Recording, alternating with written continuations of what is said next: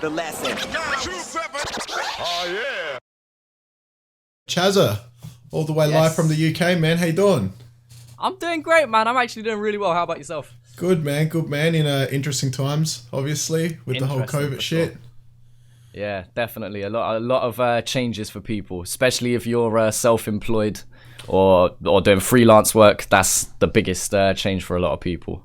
Now, just quickly, I guess, on that topic, because everyone can relate to it, being that you're in the UK, how's the situation over there for you guys with the, lockdown, isolation, people abiding and that sort of thing, and how strict are the rules and shit? So we're currently in mid-April. We're on kind of half a lockdown. So we are on lockdown, but that people are still allowed out. You're meant to be allowed out for your daily shopping and for your exercise. But people are kind of using and abusing that. There's been pictures of people having barbecues and people hanging about in the local parks. And then, there was a tweet that went viral like last week of an NHS worker. She finished a whole night shift. She worked hard, 12 hours, whatever it is, and then she's walking home, and then she's passing the local park, and she's taking this picture, and the park is absolutely flooded with people who don't seem like they're doing exercise. They seem like they're just hanging around, and then she's just like, I've not just finished a 12-hour shift, risking my life for people to just hang out in the park, which sparked a whole big debate. So I think if people carry on the way they are, I think they're gonna lockdown, as in like you're not even allowed to leave your house for shopping. So we're in half a lockdown, but the numbers are still rising at this point, so we just have to take it day by day. But if people aren't going to listen and stay indoors, then it's only going to be locked down even longer. So, well, let's hope things do get better. They will have to hopefully eventually. Hopefully so.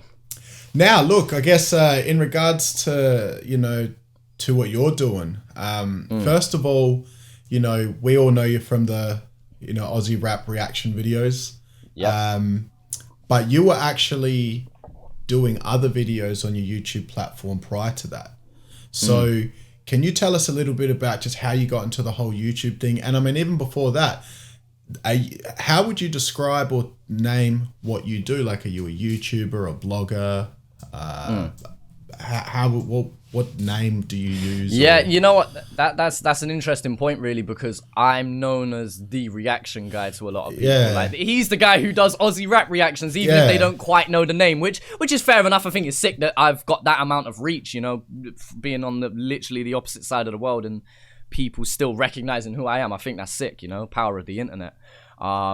But I actually didn't start off doing reactions, especially not to Australian rap. So the story's been told before, but we'll put it here. This can be the place that is cemented, really. 2015, February 2015 is when I created my channel. And I started doing gaming content. Like, I was playing like Call of Duty, Battlefield, Siege, PUBG. I was playing games and doing live streams. And it was mainly just for me and my bro, Jake. And we would just kind of play games and just uploading it. And it was kind of for us to watch back, really. It weren't really for much else. And I used to promote it a little bit. And so let's say from 2015 up to late 2017, that's all I was doing, was just gaming videos.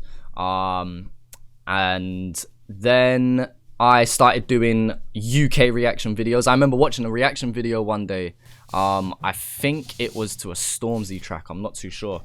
And I remember watching this video, and I couldn't tell you who it was that I watched. And I remember watching them, but I thought to myself, this weren't entertaining to me, and I didn't learn nothing new.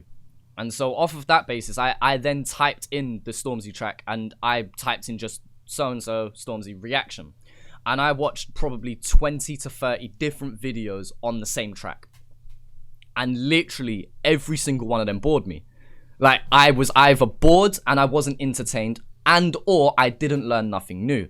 And there was one person in the UK who's absolutely smashing it right now, a guy called Lee to the VI. He brings some entertainment, but what he mainly brings is a breakdown at the end of his reactions. And so you started learning something new by watching him. And sometimes I'd even watch a video of his without even watching the actual reaction. I'd just skip to the breakdown part to know what he was going to say about the track in some ways. And then there was two guys in America. Zia's probably the biggest reaction channel going.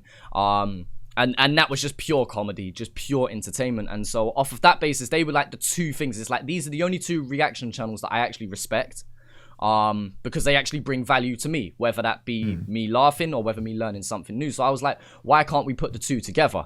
And I've never claimed to be a genius and know everything. Like, I get shit wrong a lot of the time. Like, I get things wrong quite often. But, you know, I thought, you know what? How hard can it be to do a reaction video and bring some value to people? And so I think the first video I ever reacted to was a UK rapper, Giggs. I think it was his Fire in the Booth Part 3. And Giggs is massively respected here. Yeah, Giggs and is I remember dope. saying, yeah, Giggs is so sick. And I remember reacting to it, and at the end of my reaction, I was just like, oh, that weren't as good as his Part 2. Like, it was Giggs. It was good, but it weren't like the greatest thing in the world, sorry. And somebody commented on that video, or maybe they DM'd me, I can't remember. And they were like, oh, just seen your reaction video. I think you've got balls to say that Giggs wasn't amazing in that. And I was just like, well, he wasn't, kind of thing. And I remember doing another reaction video, and I was just like, yeah, this is decent, but it's not their best work. This is what I don't like about it. And somebody else commented on the video or DM'd me, and they were just like, wow, like, it's amazing to see someone who's just not, like, gonna be like, oh my god, this is amazing. It was like, you actually give your reasons to why you didn't like something. So we built on that. And I was doing UK reactions for a while, and I enjoyed doing that, but the problem is the UK scene is so heavily monetized now, and you know, a lot of artists now have a lot of their music copyrighted. And so I was doing these reactions, and then videos were just getting taken down quicker than I could even make them. And so it started getting a little bit frustrating, but I stuck with it for a bit.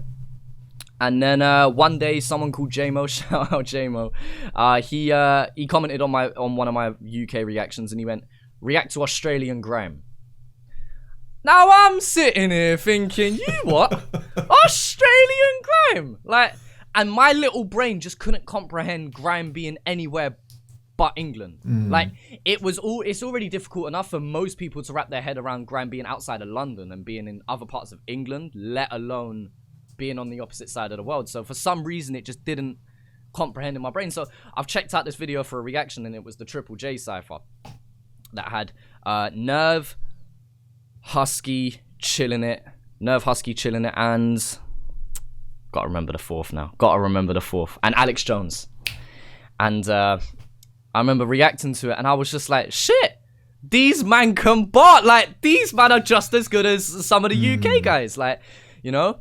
And so from there, I remember being like, wow, Flea or Alex Jones, like, who's this guy? And everyone was like, yeah, it's Alex Jones, it's Dr. Flea, go check out his shit. So I checked out a song of his, checked out a Wombat track, and then got round to ChillinIt and Wombat's Underrated track. And they just dropped it. I think it was only a week old at this point, so people were like, react to this. And I did that reaction, and it was funny because in the start of that reaction, I'm like, oh, so I'm getting a lot of love from, like, the Australia side of things, you know, so maybe we could do UK stuff during the week and maybe once a week do an Aussie reaction. And then the funniest thing I've ever said, because now we're here, yeah, it just flipped on its head after that point almost. I remember just going nuts in that video, and that was the first track that come from Australia that I really got excited about. Like, it definitely wasn't me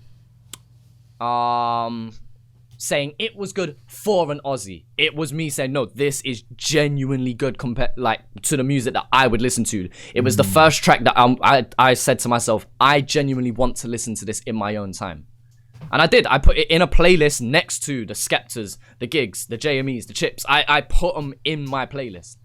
And I remember going nuts in that video. I remember jumping up on my bed, and I was just like, yeah, we got PC bars, son. Because I think he said a Microsoft bar or something. And that was also a moment that people just loved and resonated with. I guess because it was just a natural moment. It was almost the moment that I kind of went, right, this is when we're going to take this seriously. So I remember posting that video 10, 11 p.m., going to sleep, waking up for work the next morning. And it was like 99 plus Instagram notifications, 99 plus Snapchat, 99 plus YouTube. And it was like, whoa, what's this about? And then I've just clicked on the video, and it had like thousands of views and comments and people following me. And it turned out that Chill and Wombat both shared the video. And so I guess that's what just propelled everything, really.